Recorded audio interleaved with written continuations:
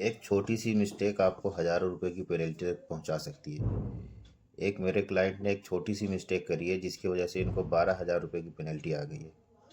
और ये 2,500-3,000 रुपये ऑलरेडी भर चुके हैं, उसके बाद भी 12,000 रुपये भी पेनल्टी भरना बाकी है। तो मैं दिखाता हूँ कि आप ये देखिए, ये इनका पोर्टल खोला हुआ है मैंने। दिखाता हूँ कि उन्होंने कितनी पेनल्टी भर दी है और अभी कितनी और बची हुई है।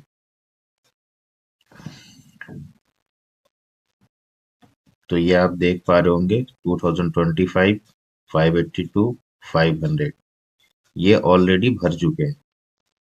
और उसके बाद अभी जो पेनल्टी है, अभी वो और बची हुई है। तो वो मैं दिखाता हूँ कि अभी और कितनी बची हुई है। तो ये आप देख पा रहे हैं, ये इनकी पेनल्टी 12,000 रुपये अभी और इस पे शो कर रहा है। इनको 12,000 रुपये की पेनल्टी अभी और भरनी है। जब इसको अब हम ओपन करते हैं तो यहाँ पे दिखेगा कि 12,000 रुपये की इनकी पेनल्टी बन रही है। ऐसा क्यों हुआ? जब भी आप जीएसटी लेते हैं तो आप उस पे सेल परचेस करें या ना करें, आपने जीएसटी ले ली, जीएसटी डिपार्टमेंट ने आपको जीएसटी नंबर इशू कर दिया, उसके बाद से आपकी लाइबिलिटी हो जाती है कि आप टैक्स आप अपने रिटर्न की फाइलिंग टाइम टू टाइम करते रहे।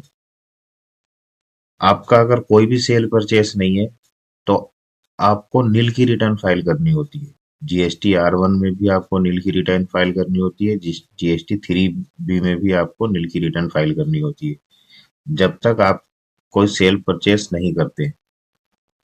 और अगर आप ऐसा नहीं करते हैं तो हर महीने आपकी जीएसटी R1 पे भी पेनल्टी शुरू हो जाएगी और जीएसटी 3B पर भी पेनल्टी शुरू हो जाएगी। और ऐसा नहीं है कि आपको काम नहीं करना है तो आप इस पेनल्टी को नहीं देंगे। जिस आपने जीएसटी ले लिया है तो आपकी लायबिलिटी बन गई है कि आपकी रिटर्न की फाइलिंग होनी चाहिए। और अगर आप नहीं करते हैं तो जीएसटी डिपार्टमेंट को पूरा राइट है कि आपको पेनल्टी लगा सकता है। और अगर आपका टैक्स बनता है और उसके बाद आपने रिटर्न फाइलिंग नहीं करा है तो लेट फी तो आपको लगेगा ही लगेगा, और जितना टैक्स आपका बन रहा है उस टैक्स के ऊपर आपको इंटरेस्ट भी लगेगा। 17-18% गवर्नमेंट उस पर इंटरेस्ट चार्ज करती है। तो आप जीएसटी कभी बंद भी करवाएंगे तभी भी आपको ये सारी पेनल्टी देनी पड़ेगी। इनके केस में भी ऐसा ही हुआ है। इन्होंने जीएसटी इशू करवाया था और बाय चांस ये कोई काम नहीं कर पाए, तो इनको लगा कि अब मैं काम नहीं कर रही हूँ तो मेरे को जीएसटी फाइलिंग की जरूरत नहीं है। और इन्होंने जीएसटी फाइलिंग नहीं करी, काफी टाइम हो गया, तो जीएसटी की तरफ से लेट फी की पेनल्टी लगी हुई है। और इन्होंने एक और सबसे बड़ी मिस्टेक करी है कि इन्होंने जीएसटी क्लोज करने के लिए रिक्वेस्ट डाल दिया। और क्लोज करने के रिक्वेस्ट के बाद आपको एक फाइनल रिटर्न फाइल करना होता है, जो कि इनके केस में 20/5/2025 ये लास्ट डेट थी इनकी फाइलिंग की।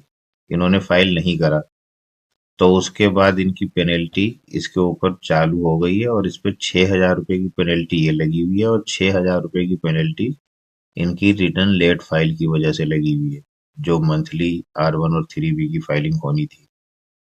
तो आप देख पा रहे होंगे लेट फी पेबल 6,000 और 6,000। Late fee to be paid in cash, ये इनको कैश लेजर से पे करना होगा।